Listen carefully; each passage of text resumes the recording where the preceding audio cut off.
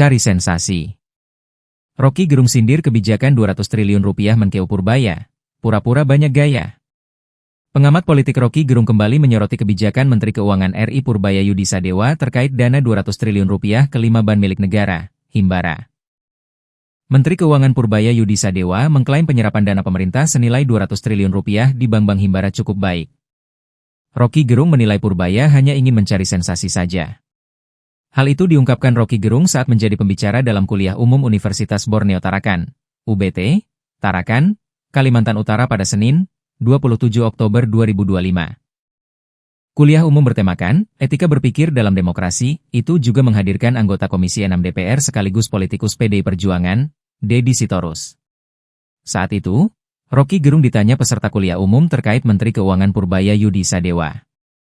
Purbaya itu artinya pura-pura banyak gaya. Seorang Menteri Keuangan yang sekarang sedang naik daun, kata Rocky Gerung. Rocky menilai publik terkadang terhipnotis oleh pemberitaan di media. Di mana, Purbaya Yudi Sadewa saat ini tiba-tiba menjadi media darling. Ia lalu mengungkit kebijakan Purbaya yang menyalurkan 200 triliun rupiah ke ban Himbara. Menurut Rocky Gerung, Purbaya tidak ada pikiran komprehensif karena hanya mau mencari sensasi saja.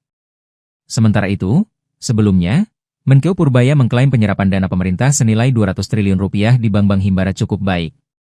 Bahkan baru 1 bulan kebijakan berlangsung, penyerapan sudah sampai lebih dari 70%. Purbaya menerima laporan beberapa bank telah menyerap habis dana yang diberikan. Misalnya seperti Mandiri, kata Purbaya, mau meminta tambahan dana pemerintah lagi untuk diedarkan di masyarakat. Maka Purbaya berjanji, apabila penyerapan dana tersebut sudah mencapai 100%, maka pemerintah tidak segan-segan untuk menggelontorkan dana lagi. Purbaya menilai kebijakan penempatan dana di ban Himbara sudah mulai menunjukkan hasil.